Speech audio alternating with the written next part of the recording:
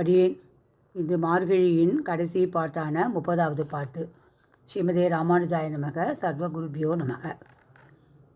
இன்றைய பாசுரம் பலஸ்துதி என்று ஆண்டாள் தானான நிலைமையாக பாடினாள் என்றும் சொல்லப்படுகிறது. கோதே பிறந்த ஊர் கோவிந்தன் வாழுமோர், சோதி மடிமாடன் தோன்றுமோர், நீதியார் அல்ல பத்தர் வாழுமோர், நான்மறைகள் ஓதுமோர், ஸ்ரீ வில்லி புத்தூர் வேத கோனூர், பாதகங்கள் தீர்க்கும் பரமநடி காட்டும், வேதம் அனைத்துக்கும் வித்தாகும், கோதை தமிழ் ஐந்தும் அறியாத மானிடரை வையம் சுமப்பதும் அம்பு. இந்த நூலுக்கு காப்பு செய்யுள் இல்லை, நூல் பயனுக்காக தனி பாடலும் இல்லை. இது நாள் வரை கோபியராக பாடினால் இன்று ஆண்டாள் தானான தன்மையிலே பாடி இந்த திருப்பாவையை கற்று சொல்வதால் என்ன பலன் என்கிறாள். பாசுரம். வங்கக்கடல் கடைந்த மாதவனை கேசவனை, திங்கள் திருமுகத்தை செழியார் சென்றிரஞ்சி, அங்கப்பறை கொண்ட ஆற்றை அணிபுதுவை பைங்கமலர் தன்தெறியல் பட்ட பிரான் கோதை சொன்ன, சங்கத்தமிழ் மாலை 30 தப்பாமே, இங்கு இப்பரிசுரைப்பார் 2 ஆல்வரை தோள், செங்கன் திருமுகத்து செல்வத் திருமாலால், எங்கும் திருவருள் பெற்று இன்புருவர் எம்பாவாய். திருமாலில் தொடங்கி திருமாலில் முடிவடைகிறது இந்த திருப்பாவை. இந்த நிறைவு பாடலிலேயே நூற்பயனும் அடங்கிவிடுகிறது. ஆரம்பத்தில் செல்வச் சிறுமீர்கால் என்று சொன்னால், இதில் செல்வத் திருமாலால் என்று நிறைவு பாசுரம். அதனால் இந்த திருப்பாவையானது மங்களகரமான பாமாலை என்று நாம் சொல்லலாம்.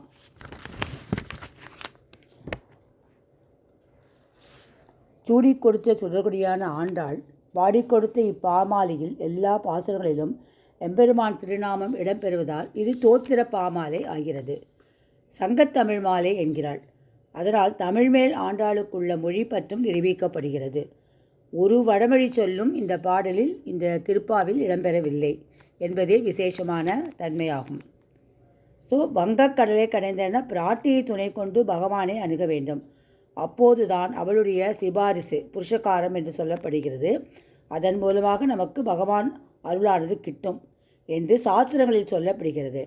பிராட்டி மேல் மிகுந்த ஆசை கொண்டவன் பிராட்டிக்காகவே பார்க்கடலை கடைந்தான். அந்த பார்க்கடலை கடைந்து திருமார்பில் மகாலட்சுமியை பெற்றான். இன்று கண்ணனாக அவதரித்து தயிரை கடைந்து ஆயர் பெண்களை பெற்றானான். அப்படிப்பட்ட அந்த பகவானின் கண்ணனை அடைவதற்கு நம்ம பிராட்டியை கொண்டுதான் புருஷகாரம் பண்ணி தான் நம்ம பிராட்டி அவர் சிபாரிசின் பேரில் தான் நமக்கு பெருமானானவன் கிடைப்பான். அவன் வங்கம் என்கிறாள். வங்கம்னா கப்பல்களை உடைய கடல். கப்பல் மாதிரி இருக்கானாம். என்னென்னா தன்னுடைய குணத்தினால, தயை என்ற குணத்தினால் மோட்சத்திற்கு அழைத்து செல்லும் கப்பலாக உள்ளானான். அவன்தான் பார்க்கடலை கடைந்து தேவர்களுக்கு அமுதத்தை கொடுத்து காப்பாற்றினான். நடுக்கடலே கப்பல் போன்று ஆதிசேஷன் மேல் சைனத்தில் இருந்து கொண்டு தேவர்களுக்கும் நித்திய சூரியர்களுக்கும் தரிசனம் கொடுக்கிறான். அவர்களுடைய குறைகளை எல்லாம் தீர்க்கிறான். அப்படிப்பட்ட அவன் நம்ம குறைகளையும் தீர்ப்பான். அவன் பறை கொண்ட ஆற்றைன்னு அங்கே ஆயர்பாடிலே பறை என்றதை கொடுத்து விடுகிறானாம். ஆனால் இவர்கள்லாம் இந்த பறையை நாங்கள் கேட்கவில்லை, எங்களுக்கு மோட்சம்தான் வேண்டும் என்று கேட்க, நாங்கள் அதனால்தான் சரணாகதி செய்தோம், நாங்கள் வேண்டிய பலனே அதுதான், எங்களுக்கு மோட்சம் அதுதான் வேண்டும் என்று கேட்குறாளாம். அதனால் உன்னுடைய பெருமைகள் எல்லாம் நாங்கள் சொல்லுகிறோம்.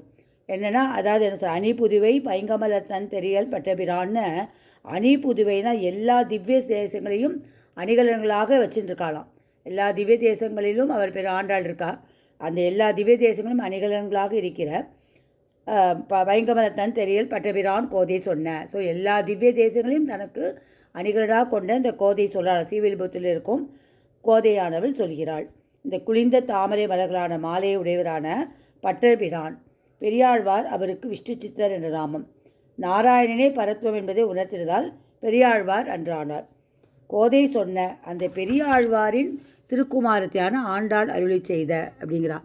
அவருடைய பெருமை, தன்னுடைய திருத்தகப்பனாரின் பெருமையை உலகுக்கு எடுத்து சொல்லணும் என்றும், அவர் ஆச்சாரிய ஸ்தானத்திலிருந்து கோதைக்கு எல்லா உபதேசம் செய்தார் என்று இந்த ஆச்சாரிய சிஷ்யை என்று தான் சொல்லிக்கொள்வதில் அறிமுகம் செய்கிறதால் அவளுக்கு பெருமையாம். அதனாலேயே பட்டபிரான் கோதை சொன்ன என்று தன்னுடைய ஆச்சாரியம் திருத்தகப்பனாரையும் சொல்லி சங்கத்தமிழ் மாலை, சங்கம் என்றால் கூட்டம், அதனால் எல்லா கூட்டமாக எல்லாரையும் திரளாக கூடியிருந்து தான் அவர் பெருமாளை அனுபவிக்கணும் அப்படிங்கிறார். அவ்வாறு அவர் அனுபவித்தார். யாரெல்லாம் கோபியர்களை அழைத்துன்னு போனால், நந்தகோபாலன், யசோதையை கூட்டுன்னு வரா, பலராமன், நப்பின்னை, கண்ணன் எல்லாரையும் எழுப்பி கண்ணனோடு போய் நம்ம எல்லாருமா அந்த யமுனையிலே தீர்த்தாமாடி நோன்பை செய்ய வேண்டும் அப்படின்னு எல்லாரையும் கூட்டமாக கூட்டின்னு போகிறாள். சங்கம் தமிழ் மாறின சங்கமாக கூட்டின்னு போகிறாள். இந்த 30 பாசுகளையும் தப்பாமல் சொல்லணுமா. தப்பாமல் இந்த சம்சாரத்தில் இருந்து கொண்டே சொல்பவர்களுக்கு இது பெரிதாகவில்லை, சுருக்கமாகவில்லை, தத்துவங்களை உடையதாகவே காட்டுகிறது. அதனால் இதில் ஒன்று விடாமல் இந்த பூலைகளிலிருந்து சொல்பவர்களுக்கு பெரிய மலை போன்ற 4 திருத்தோள்களை கொண்ட பகவானின் 4 திருக்கைகளால் தர்ம அர்த்த காம மோட்சம் என்ற 4 பலன்களை பெறுவார்கள் என்று சொல்கிறார். இந்த பறைங்கிறது அதுதான், 4 புருஷார்த்தங்களை பெறுவார்கள். ஸோ செங்கன் திருமுகத்து செல்வத் திருமாலார் சிவந்த கண்களையுடைய திருமுகமுடைய பிராட்டியின் மேல் அன்பு கொண்டு மார்பிலேயே தரித்து கொண்டுள்ளான அந்த திருமால், அவன் தன்னுடைய செல்வமாக கொண்டிருக்கும் திருமாலான நாராயணன் அவன் எங்கும் திருவுருள் பெற்று இன்புருவர் என்பார். அதாவது லீலாபூதியிலும் இருக்கான், நித்திய பூதியிலும் இருக்கான். அப்படிப்பட்டவன் எல்லா இடங்களிலும் திருவுடன் கூடிய விபுவாக உள்ளான். அவருடைய மேன்மையை பொருந்திய தயையை பெற்று சுகமடைவார்கள். இது 30 பாட்டியும் தவறாமல் பாடுபவர்கள் சுகத்தை பெறுவார்கள் என்று சொல்லி தலை கட்டுகிறாள்.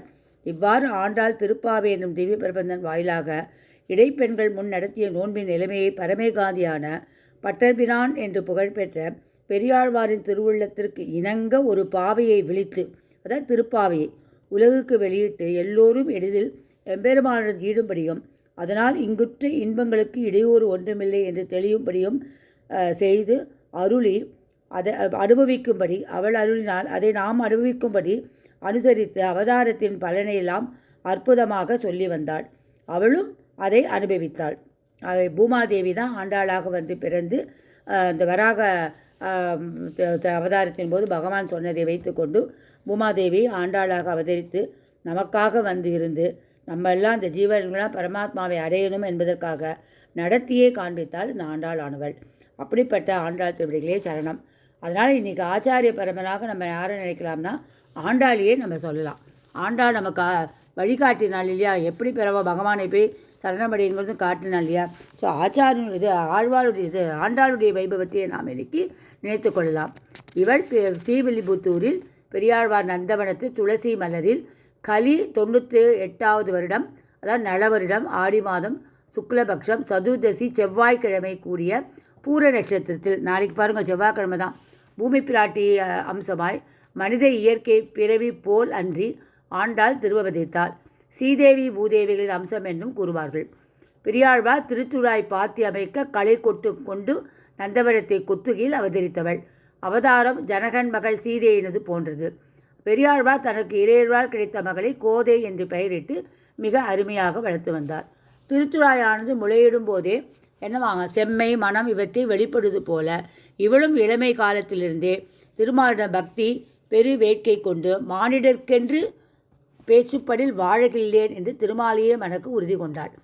இவருடைய பக்தி பெருக்கு திருப்பாவை நாச்சியார் திருமணி என்ற நூல்களாக வடிவெடுத்து பெரியாழ்வார் வெளியில் சென்ற சமயம் பார்த்து அவர் வடபெருங்கோயிலுடையானுக்காக புனைந்த மாலைகளை தான் அணிகலன்களுடன் அணிந்து திருமாலுக்கு நேர் ஒத்திருக்கின்றன என்று ஒப்பனை அழகை கண்ணாடியில் பார்ப்பதை வழக்கமாக கொண்டாள். அதே ஒரு நாள் பெரியாழ்வார் பார்த்துட்டு ஐயோ இப்படி பண்ணிட்டாளேன்னு சொல்லிட்டு அந்த மாலையை வந்து எடுத்து வச்சுட்டு வேற ஒரு மாலையை கட்டின்னு போய் வடபத்திர சாய்க்கு சாத்துறேன். ஆனால் அவர் ஏற்றுக்கலை. அந்த மாலையே தான் வேணுங்கிறாள். அந்த சூடி கொடுத்த மாலையை தான் எனக்கு வேணும்னு பகவான் கேட்க அப்படியே வரும். அந்த மாதிரி அந்த மாலையை மறுநாள் முதற்கொண்டு தான் தொடுத்த மாலையை அவர் சூடிண்டு அந்த மாலையை பெருமாளுக்கு கொண்டு சாத்தி கொண்டு வந்தாள். இப்படியே கண்ணனுக்காகவே வாழ்ந்தவள் கடைசியில் கண்ணனுடைய ரங்கநாதனியின் அந்த அதாவது இந்த போய் சேர்ந்தாள். அப்புறம் கல்யாணங்கள்லாம் பண்ணினார் கூட அந்த பெருமாளையே போய் அடைந்தாள். போய் கடைசியில் என்ன பண்ணுறார் அப்படியே பார்த்துன்னுச்சே கடைசியை பார்த்து சொல்லிகிட்டே இருக்கச்சே அப்படியே இதுக்குள்ளே போகிறாளாம், சன்னதிக்குள்ளே போகிறாளாம். அப்படியே பெருமாளோட ஐக்கியமாயிடுறாளாம். ஐயோ காணுமேன்னு பெரியாழ்வார் தேடுறாராம். அப்போ பெருமாள் சொல்கிறாராம், இந்த மாதிரி என்னோட வந்துட்டால் நீ கவலைப்படாத, இதுக்கு ஸ்ரீவில்லிபுத்தூருக்கு போய் எல்லா ஏற்பாடும் பண்ணி நான் அங்கே வந்து கல்யாணம் பண்ணிக்கிறேன்னு சொல்லி அங்கே இருவருமாக போய் கல்யாணம் பண்ணியிருந்ததாக ஒரு சில வரலாறுகள் சில குறிப்புகள்லாம் சொல்கிறது. சில பேர் ஐக்கியமாயிட்டாங்கிறது எப்படி திருப்பானாழ்வார் ஐக்கியமானோர் அதே மாதிரி ஆண்டாளும் ஐக்கியமாயிட்டாங்கிறது சொல்லப்படுகிறது. ஸோ இவ்வாறு நமக்கெல்லாம் ஆச்சாரராகிறது கொண்டு இவ்வுலகில் உள்ள ஜீவாத்மாவை உள்ள வழியை நடத்தியே காண்பித்தாள் இவள். ஸோ எந்த ஆச்சாரியனான ஆண்டாளுக்கே நாம் திருவடியை சரணமடைவோம். என்னுடைய சிறிய முயற்சி தான் இந்த திருப்பாவின் விளக்கமாக. இந்த வருஷம் என்னென்னா ஆச்சாரியனாக சொல்லணும். ஒவ்வொரு இதுலேயும் ஒவ்வொரு பாசுரத்துலையும் அவள் சொல்கிறது ஆச்சாரியனை தான் சொல்கிறான்னு சொல்லிவிட்டோம், ஆழ்வாரை சொல்கிறான்னு சொல்லிட்டு நீங்கள் நிறைய கேட்டிருக்கலாம். ஸோ அதனால் ஒவ்வொரு ஆச்சாரியனுடைய வைபவத்தை சொல்லணுங்கிறதுக்காக தான் கொஞ்சமாக திருப்பாவை சொல்லிவிட்டு அந்த ஆச்சாரியனுடைய வைபவங்கள்லாம் சொல்லியிருக்கேன். நிறைய ஆச்சாரியங்கள் இருக்கா. அதில் எனக்கு முடிஞ்ச வரைக்கும் நடுவில் கொஞ்சம் குரல் சரியில்லை, அதனால் அதெல்லாம் சில விஷயங்கள்லாம் சுருக்கியே சொல்லிட்டேன். அதே மாதிரி இதெல்லாம் நான் ஆச்சாரியன் பரம்பரையாக சொல்லியிருக்கேன். இதில் ஏதாவது தவறு இருந்தால் மன்னிக்கணும், தெரிஞ்ச வரைக்கும் சொல்லியிருக்கேன். அதில் ஏதாவது முன்ன பின்ன இருந்தாலும் இருக்கலாம். அதனால் இத்தனையும் கேட்டு நீங்கள் என்னோட இந்த 30 நாளும் பயணித்ததுக்கு நான் ரொம்ப நன்றி கலந்த வணக்கத்தை தெரிவித்துக் கொள்கிறேன். நீங்கள் எல்லாருமே அந்த ஆழ்வார்களை காட்டுறதும் ஆச்சாரியனை சொல்கிறதாக மற்றவாழ்லாம் சொல்கிறா அதெல்லாத்தையும் கேட்டு தெரிந்து கொண்டு இந்த நாராயணனுடைய அருளை பெற வேண்டும் என்று நான் பிரார்த்திக்கிறேன். நமஸ்காரம். அடியேன் கோதை சம்பத்குமார். ஸ்ரீமதே ராமானு. திருவாடி பூரத்து ஜெகதுதித்தாள் வாழியே, திருப்பாவை முப்பதும் செப்பினாள் வாழியே, பெரியாழ்வார் பெற்றெடுத்த பெண்பிள்ளை வாழியே, பெரும்போதூர் மாமுனிக்கு பின்னானாள் வாழியே, 143 வாழியே, உயர அரங்கற்கே கன்னி உகந்தளித்தாள் வாழியே, மறுவாரும் திருமல்லி வளநாடு வாழியே, வன்புதுவை நகர் கோதை மலர்பதங்கள் வாழியே, வன்புதுவை நகர் கோதை மலர்பதங்கள் வாழியே. ஆண்டாள் திருவடிகளே சரணம். ஆழ்வார் ஆண்டாள் எம்பெருமானா ஜீய திருவடிகளே சரணம்.